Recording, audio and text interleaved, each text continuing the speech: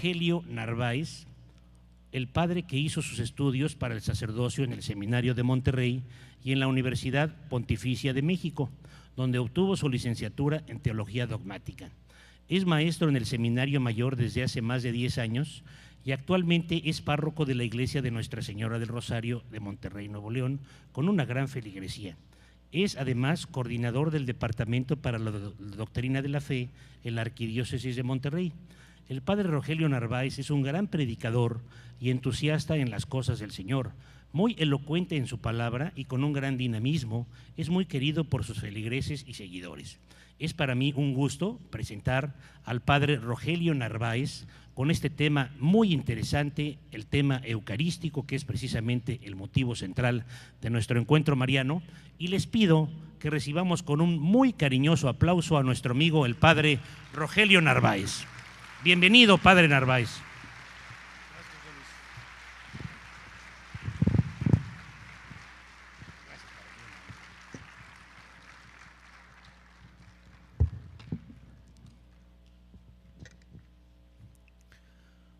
No hay Eucaristía sin sacerdocio y no hay sacerdocio sin Eucaristía. No obstante, en muchas ocasiones los sacerdotes vamos alejándonos de esa fuerza de la vida cristiana. Al hablar acerca del sacerdocio vinculado a la Eucaristía, pensaba yo en un sacerdote reconocido de talla mundial y pensaba también en mi propio sacerdocio. Pensaba yo en alguien que quizá ustedes hayan leído, hayan escuchado hablar acerca de él, don Félix López de Vega. Él fue sacerdote, un hombre con muchísimos talentos porque Dios le revistió de su gracia, pero un hombre que fue alejándose de la celebración del misterio de la vida cristiana, un hombre que no tenía tiempo para la Eucaristía, puesto que sus grandes talentos los utilizaba para tener un roce social muy especial. Fue confesor de la mismísima reina de España, consejero de ella, y pasaba su vida en torno a las relaciones sociales, en torno a las fiestas, en torno al glamour. No tenía tiempo para atender tantas invitaciones, mucho menos tiempo para rezar, para estar frente al sagrario, para tomar en sus manos el cuerpo mismísimo de Cristo. Y un día don Félix López de Vega escribe sus rimas. De las rimas de don Félix López de Vega, la 14 es una rima bellísima y nos presenta lo que él estaba viviendo en su propia experiencia sacerdotal. La rima 14 es conocida como de la divina espera amorosa y él se la escribe a Jesucristo sacramentado. ¿Qué tengo yo que mi amistad procuras? ¿Qué interés te sigue, Jesús mío? Que a mi puerta y cubierto de rocío pasas las noches del invierno oscuras. Oh, cuánto fueron mis entrañas duras, pues no te abrí, que extraño desvarío. Si de mi ingratitud el hielo frío secó las llagas de tus plantas puras. Cuántas veces el ángel me decía: alma, asómate ahora a la ventana, verás con cuánto amor llamar porfía. Y cuántas, hermosura soberana, mañana le abriremos, respondía, para lo mismo responder mañana. El sacerdocio tiene que estar fuertemente vinculado a la Eucaristía. No hay vida real en nuestro ministerio si no estamos en torno a él. Y vivimos un misterio que toda la vida cristiana lo reconoce. Cuando a Santo Tomás de Aquino le preguntaban en torno a la Eucaristía, cuando en las cuestiones de discusión después de sus cátedras en los pasillos lo encontraban, le preguntaban cómo podía ser que Cristo estuviera en la Eucaristía. Y este hombre tan sabio, el gran teólogo de la iglesia de estos 2000 años, Santo Tomás de Aquino, miraba a aquellos que le preguntaban y le decía cosas que quedan registrados en su tratado sobre el credo. Dice que cómo Cristo puede estar en la Eucaristía, no lo sé, pero le creo a quien me lo ha dicho, le creo a quien lo dijo. Que cómo Cristo puede estar en el pan y cómo puede estar en el vino, no lo sé, pero creo a quien me lo ha dicho, a él le creo. Y a él le creo porque él dice palabra de verdad. Hoy vamos a hablar acerca de la Eucaristía y vamos a hablar acerca de algunos elementos importantes. Primero vamos a hablar acerca de la Eucaristía como presencia. Hay un texto bellísimo que ya fue también manifestación de estos retiros, de esos encuentros, en el 9º encuentro mariano, 9º congreso. Cristo que está presente con nosotros hasta el fin del mundo. El texto es bellísimo del Evangelio de San Mateo, y hay un texto adicional también que nos habla acerca de Cristo, que no nos deja huérfanos, sino que Él está con nosotros, que Él estará siempre con nosotros. Yo creo que cualquiera de nosotros en los momentos difíciles buscamos siempre manifestar la presencia, sobre todo en los momentos de ausencia. A todos nosotros nos toca vivir momentos en que nos alejamos por cuestiones de estudio, por cuestiones de nuestra vida, por cuestiones de muchas circunstancias, y entonces vamos ideando, vamos nosotros maquinando mil cosas para poder estar presentes con las personas que amamos. Una fotografía, un recuerdo, a veces un escrito, hoy se encuentra un email, se encuentra una teleconferencia y muchas otras cosas más. Pero todos nosotros necesitamos esos signos de la presencia para que suplan en el momento de la ausencia. Cristo ha encontrado la solución para estar con nosotros todos los días hasta el fin del mundo, y que Él está con nosotros lo contemplamos cada vez que nos acercamos, nos postramos ante el sagrario. Hay una presencia real en el sacramento, pero también hay una presencia de Él en los momentos difíciles. Si tú fueras capaz de trazar la línea de tu vida donde marcaras el inicio de tu existencia y marcaras el año actual, y fueras colocando un escaño en cada uno de los años en que Cristo se ha hecho presente, estoy seguro que marcarían no uno sino muchos, y tú como yo tendrías miedo de ser injusto y de olvidar algún momento en que Cristo estuvo con nosotros. Yo puedo hablarte de mi propia vida, mi vida ministerial, mi vida en torno a la Eucaristía, y puedo decirte que el año 87 fue un año fuertemente eucarístico, un año de muchísima oración ante el sagrario, un año intensamente difícil a juicio humano, pero profundamente cristiano desde los ojos de la fe. Ese año 87 estuvo marcado por 3 acontecimientos difíciles, desgastantes, cansados. El año 87 cierran la fundidora de fierro y acero en Monterrey. Papá trabajaba ahí, se quedó sin trabajo, un despido que era en realidad irrisorio para 22 años de trabajo. Él inició ahí a trabajar en el 65, cuando yo nací.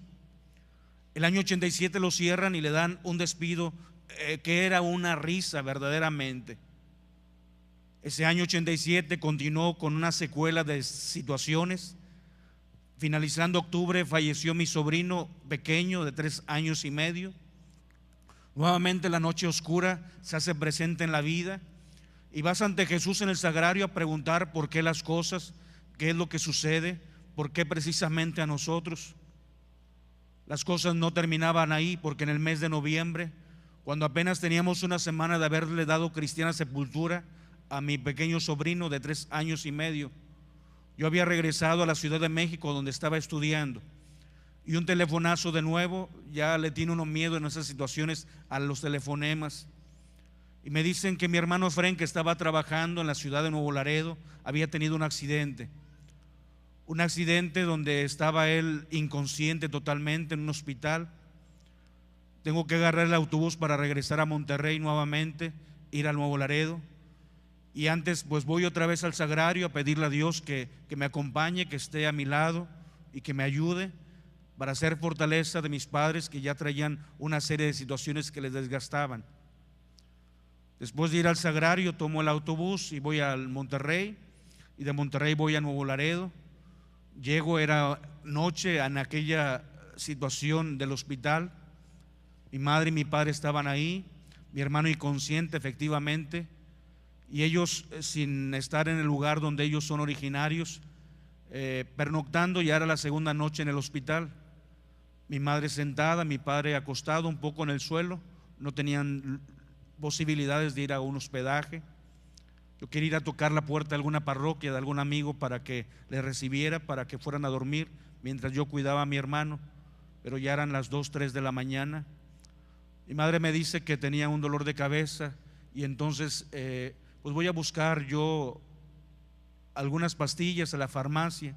Iba contando las monedas, y cuando de pronto estaba camino a la farmacia, yo seguía a preguntarle al Señor. Le preguntaba por qué la situación, por qué a nosotros, por qué precisamente tantas cosas juntas. Y recuerdo que iba camino a la farmacia, y cuando entré estaba aquella farmacia, había en el mostrador una vitrina y había una glosa de un pensamiento que quizá tú hayas escuchado una o muchas ocasiones, el de las huellas, ¿te acuerdas? Donde un hombre ve en su sueño su vida representada, dos pares de firmes huellas van quedando plasmadas en la arena húmeda.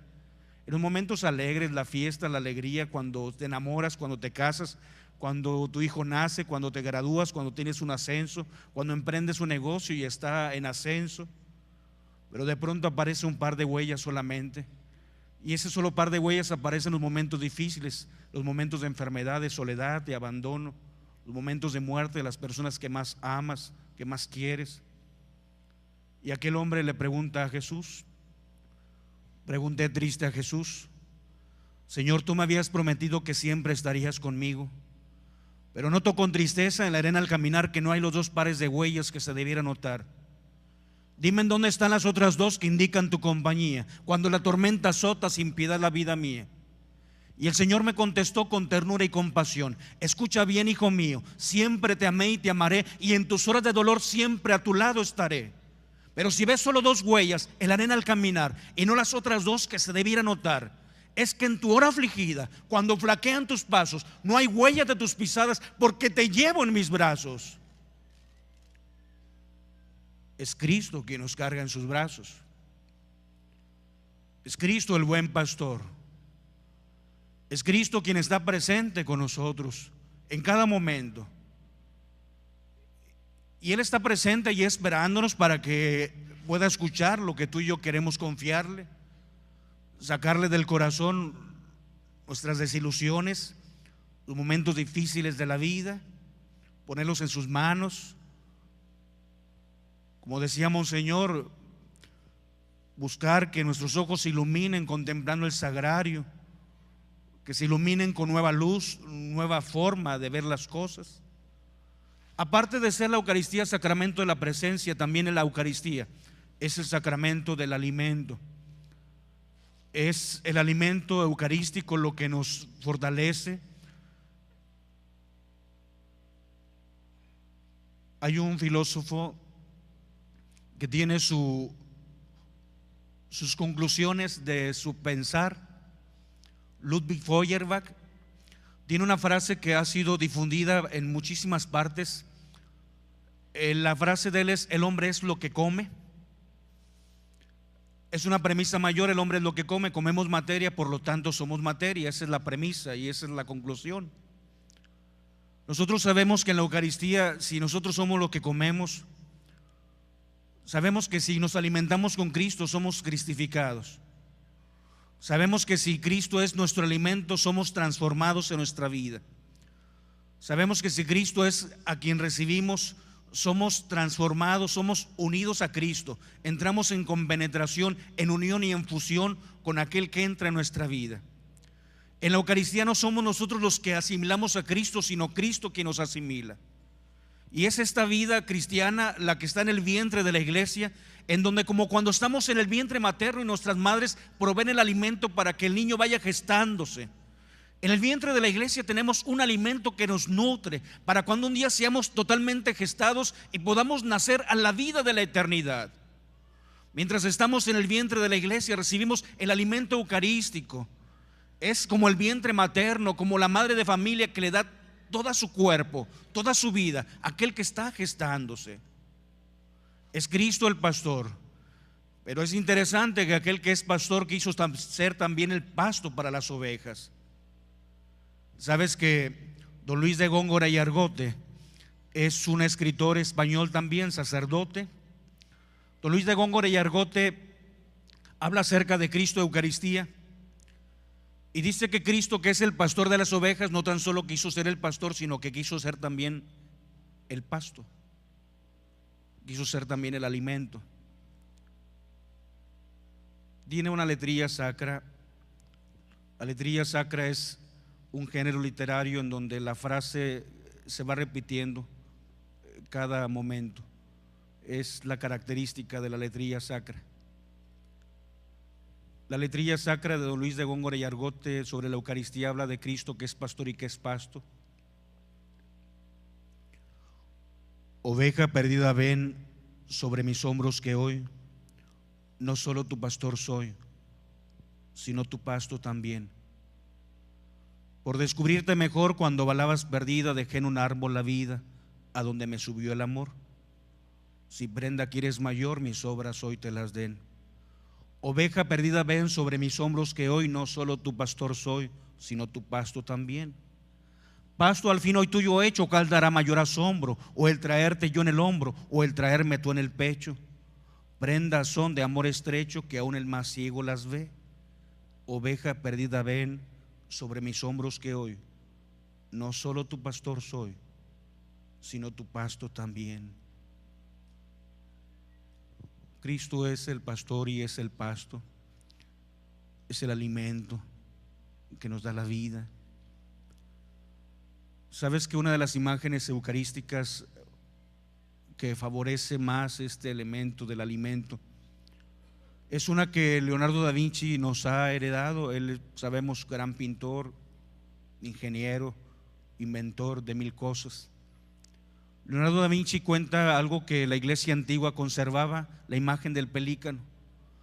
La imagen del pelícano es una imagen fuertemente eucarística, y si muchas veces vamos a las parroquias en donde en la puerta del sagrario está un pelícano, donde en el altar, en el mantel del altar está tejido un pelícano, o en los ornamentos sacerdotales y en las estolas está un pelícano, es porque el pelícano es una imagen fuertemente eucarística.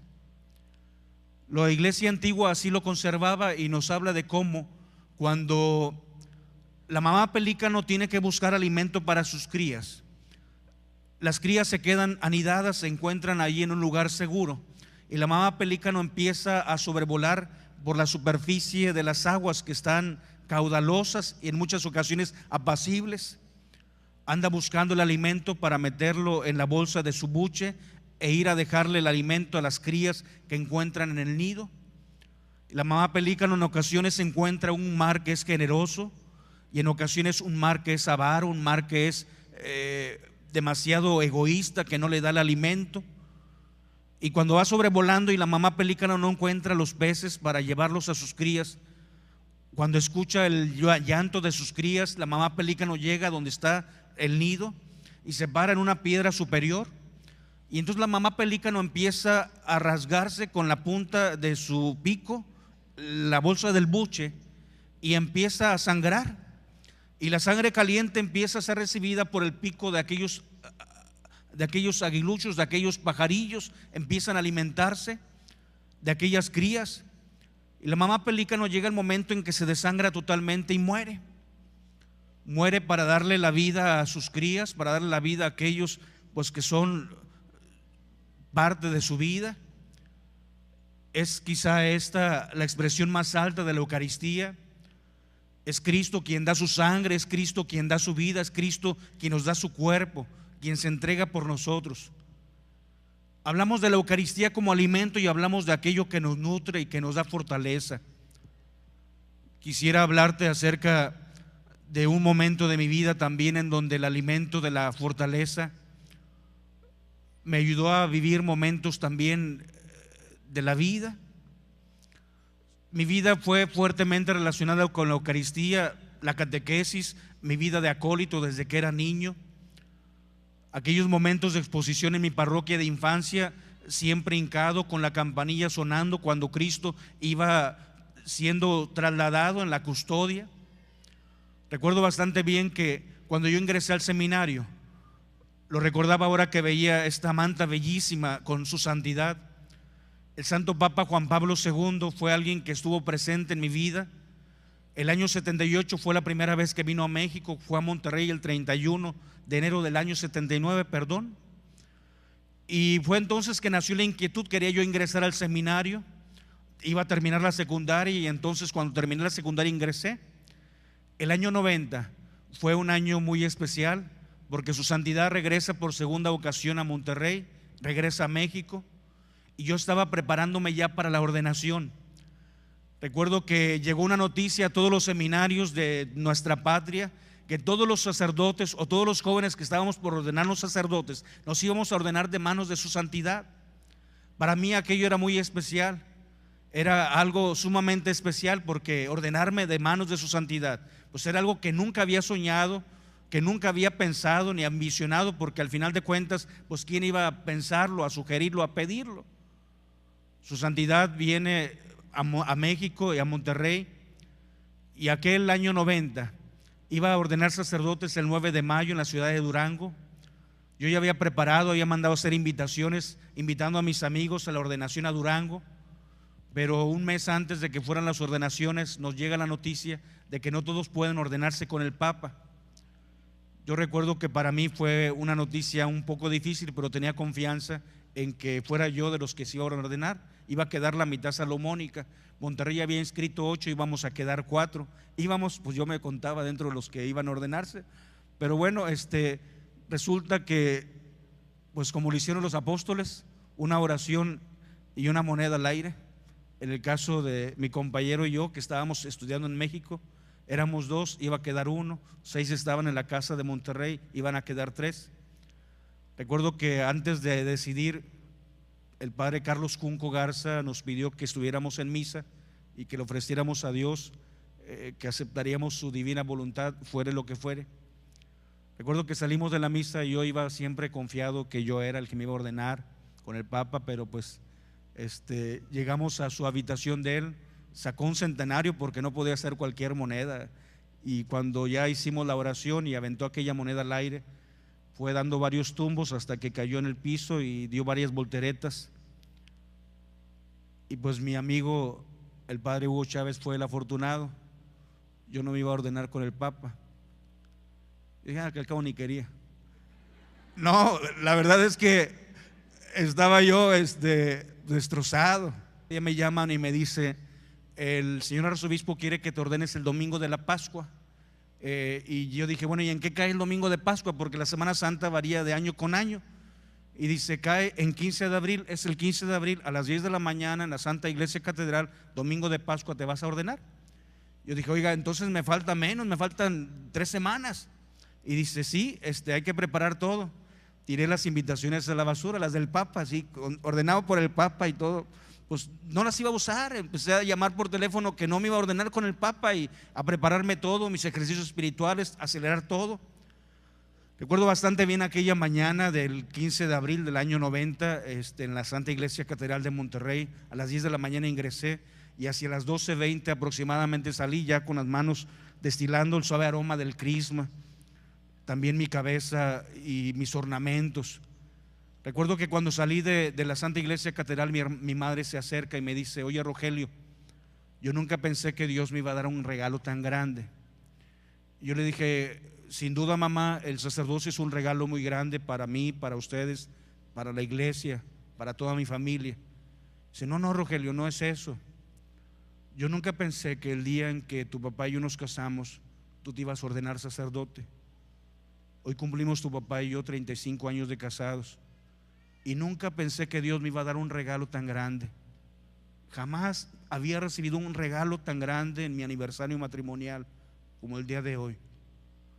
Estoy sumamente agradecida con Dios porque sé que Dios me ha dado este día un regalo muy especial que yo jamás pensé que iba a recibir. Cuando yo escuchaba a mi madre, yo pensaba en las cosas que uno no comprende en muchas ocasiones. Uno tiene un proyecto y Dios tiene un proyecto distinto. Uno piensa ciertas cosas de la vida y las cosas se dan de forma totalmente distinta. Pero estoy convencido, como tú debes estar convencido, convencida, que Dios no se equivoca y que Dios sabe sacar siempre cosas buenas aún de los momentos difíciles. Si yo hubiera querido ordenarme el día en que mis padres se casaron, no hubiera sido posible. En Monterrey al menos no es posible. Todos nos ordenamos el 15 de agosto y no hay otra fecha, 15 de agosto. Pero aquel año las circunstancias fueron especiales y Dios me regaló ese don. Cuando yo cumplí 10 años de ordenado, mis padres cumplieron 45 y lo celebramos. Yo llegué a cumplir 12 y ellos 47 y entonces mi madre falleció. Pero estoy totalmente agradecido y creo que cuando uno se presenta ante Cristo y en el altar uno presenta su vida, en el altar uno presenta sus ilusiones, sus sueños, lo que uno anhela, lo que uno espera, lo que uno quiere, Uno entonces eucaristiza la propia vida, uno transforma la existencia, la pone en las manos de Cristo. Es Cristo el alimento, es Cristo el que nos fortalece, es Cristo el pan de vida para la existencia. Pero hace falta ver un tercer elemento en nuestra vida en torno a la Eucaristía. Es hablar acerca de la Eucaristía como sacrificio. El amor se expresa sin duda en la presencia. El amor de Cristo se expresa sin duda en aquel que se da como alimento, en aquel que es pastor y que es pasto. Pero el amor de Cristo también se expresa en el sacrificio eucarístico. Es Cristo quien nos da su cuerpo, quien nos da su sangre. Es Cristo quien se ofrece a sí mismo. Y tendríamos que pensar muchos de nosotros, sobre todo que en ocasiones vamos siendo egoístas, de que el amor se expresa sobre todo en la donación de uno mismo. Hay personas que dicen que aman porque dan cosas, pero no se dan a sí mismos. Y esto es una equivocación, es un error, es una falacia. Quien ama se da a sí mismo. Si amar es dar cosas, entonces amar es algo fácil, pero amar es darse uno. Hay personas que dicen: es que yo no sé de qué te quejas, lo tienes todo, no te falta nada. Y dices: tienes razón, no me falta nada, me falta alguien. Amar es dar cosas, amar es llenar una alacena, amar es pagar colegiaturas. Eso es amar. Amar es darse uno. Amar es donación de uno mismo, es entregarse a uno mismo, hasta el sacrificio, hasta la negación de uno mismo, hasta el momento en que uno derrama su vida. Uno le entrega totalmente a los demás, como Cristo la ha entregado. Él nos ama y Él se ha entregado por nosotros. Pero en ocasiones nosotros vamos equivocándonos, vamos teniendo imágenes equivocadas de la vida y vamos juzgando de forma errónea. Fíjate cómo juzgamos los años buenos y los años malos, pero siempre con criterios materiales. ¿Cuáles son los años buenos y cuáles son los años malos? Para mi vida, la Navidad del año 2000 fue una Navidad sumamente especial. La vivimos como nunca habíamos vivido una Navidad, profundamente unidos. Pero la vivimos en un hospital. Mi madre estaba en el último combate de su enfermedad. Uno nunca sabe cuándo es la primera ni la última ocasión en que alguien ingresa a un lugar como esos. Pero si fuera la primera o la última o la única ocasión, uno debe hacerse presente con las personas que uno quiere, en la medida en que uno le es posible. En ocasiones no podemos todo, pero si podemos algo, ese algo tenemos que hacerlo por aquellos que queremos. Recuerdo la Navidad del año 2000 que nos pasamos prácticamente las últimas 2 semanas de diciembre y la primera semana de enero del 2001 cuidando a quien cuidó de nosotros, desvelándome por quien se desveló muchísimas veces por mí, velando el sueño de quien veló mi sueño. Recuerdo que en esa Navidad del año 2000 yo estaba en el seminario como formador y pues el periodo era en estructura académica. Los muchachos iban a ver a sus familias, yo podía estar más con mi familia, lo cual estoy profundamente agradecido con Dios que así fueran las cosas. Recuerdo que yo les decía a mis hermanas que me permitieran poder desvelarme un poco, cuidar a mi madre en las noches, que después cuando regresaran los muchachos al seminario yo no podía estar todo el tiempo posible porque mi ministerio me exigiría estar en otro lugar. Y después de mucho discutirles, mis hermanas me permitieron 2 noches cuidando el sueño de quien cuidó mi sueño muchas veces. Recuerdo que cuando estaba en el hospital, una de las 2 noches estábamos en Monterrey, en todo lo profundo de un sínodo diocesano, y estaba yo trabajando como secretario del sínodo, y estaba una de esas noches trabajando y después dejaba las cosas que tenía que hacer del vaciado para tomar un libro y leerlo. Y una de esas noches mi madre escuchó cuando el médico salió y cerró la puerta. Mi madre ya estaba canalizada y solamente en el silencio me preguntó: Rogelio, ¿estás ahí? Le dije: aquí estoy, mamá. Dice: ¿qué estás haciendo? Dije: estoy leyendo un libro. ¿De qué se trata? Es un libro, mamá, de una mujer llamada María Arnold. Se llama Los encantos del matrimonio. Y viene aquí, mamá, una serie de cuestionarios para ver qué tan feliz ha sido alguien como casada. Quiere que le ponga un cuestionario. Mi madre dice: Rogelio, y tú y tus cosas, pero ponme un cuestionario, el más pequeño. Dije: aquí hay uno que tiene 4 preguntas solamente. ¿Cuál es la primera? Pero tiene que responderme con la verdad. Así tiene que hacer uno las cosas, siempre con la verdad. ¿Cuál es la primera? La primera pregunta, mamá, que dice aquí es: ¿cuándo es la última vez que su esposo le regaló flores? Pues no me acuerdo, no sé. No me acuerdo, ponle una tachita. Le pongo una tachita.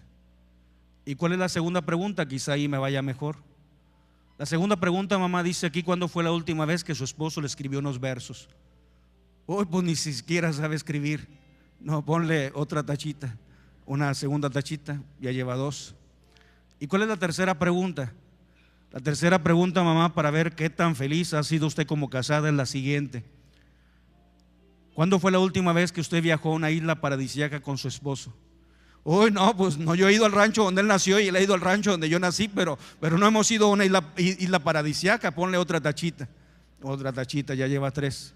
¿Y cuál es la cuarta? Ahí sí me va a ir bien, estoy segura. La cuarta pregunta, mamá, es: responda lo siguiente si quiere saber qué tan feliz ha sido como casada. ¿Cuál es el momento en su vida que usted recuerda como el más romántico? Mi madre se quedó mirando la pared. Ella había perdido ya la visión del ojo izquierdo, no veía absolutamente nada, pero su mirada estaba perdida. El ojo derecho veía un 40% después de 3 cirugías. De pronto volteé a mirarme y me dice: oye, Rogelio, ¿qué es algo romántico? Mamá, algo romántico es algo muy lleno de amor. Algo muy lleno de amor. Cuando tú tenías 2 años, tú te enfermaste. Y recuerdo que nos pasamos 2 meses en la clínica. Pensamos al principio que íbamos a estar ahí 2, 3 días, pero fueron cerca de 2 meses. Era el año 67. Hacía un frío tremendo en Monterrey, como tú no te imaginas. Nevó. Recuerdo que cuando estábamos en la clínica, tu padre, que trabajaba en la fundidora, se iba de la clínica a la fundidora, y de la fundidora se venía a la clínica. Vino tu abuela Victoria a cuidar a tus hermanos mayores porque el tiempo se iba prolongando. Y yo lo veía en ocasiones a él sentado, que cabeceaba, casi se iba contra el suelo. Yo le decía que fuera a ver a los hijos, pero él no quería ir, quería estar conmigo. Hubo una ocasión en que lo vi que ya estaba totalmente cansado y le decía: ¿por qué no va a ver cómo están ellos? Yo quería que fuera a dormirse a la casa. Y él dice: allá está mamá cuidándolos a ellos, yo tengo que estar contigo. Recuerdo, Rogelio, que una noche ya no pudo más y entonces tomó el suéter que yo tenía en mis rodillas y lo tendió en el suelo, y ahí se recostó y acurrucó su cabeza en mis pies. Estaba haciendo mucho frío y él estiraba la orilla del suéter para cubrirse, temblaba. Yo lo veía a él acostado en el suelo y te veía a ti en la cama del hospital, y veía en él a alguien muy noble, alguien que nos quiere mucho, que nos quiere demasiado.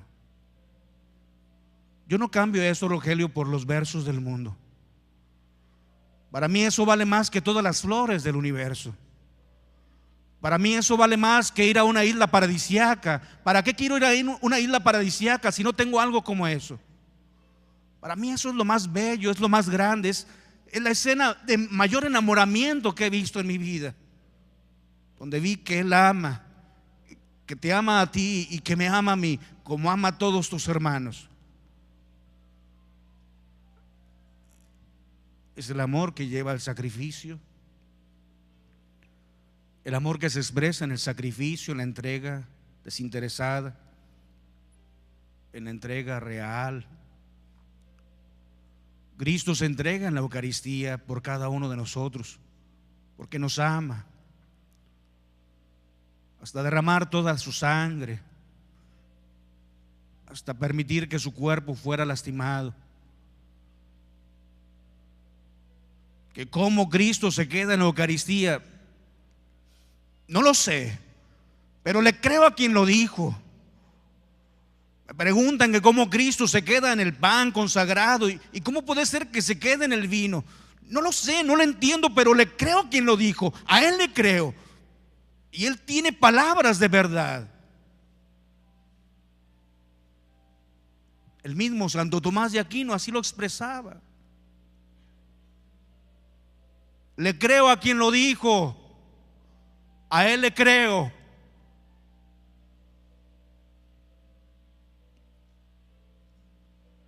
que tengo yo que mi amistad procuras. ¿Qué interés te sigue, Jesús mío? Que a mi puerta y cubierto de rocío pasas las noches del invierno oscuras. Oh, cuánto fueron mis entrañas duras, pues no te abrí. Qué extraño desvarío, si de mi ingratitud el hielo frío secó las llagas de tus plantas puras. Cuántas veces el ángel me decía: alma, asómate ahora a la ventana, verás con cuánto amor y amar porfía. Y cuántas, hermosura soberana, mañana le abriremos, respondía. Para lo mismo, responder mañana. Que Dios los cuide.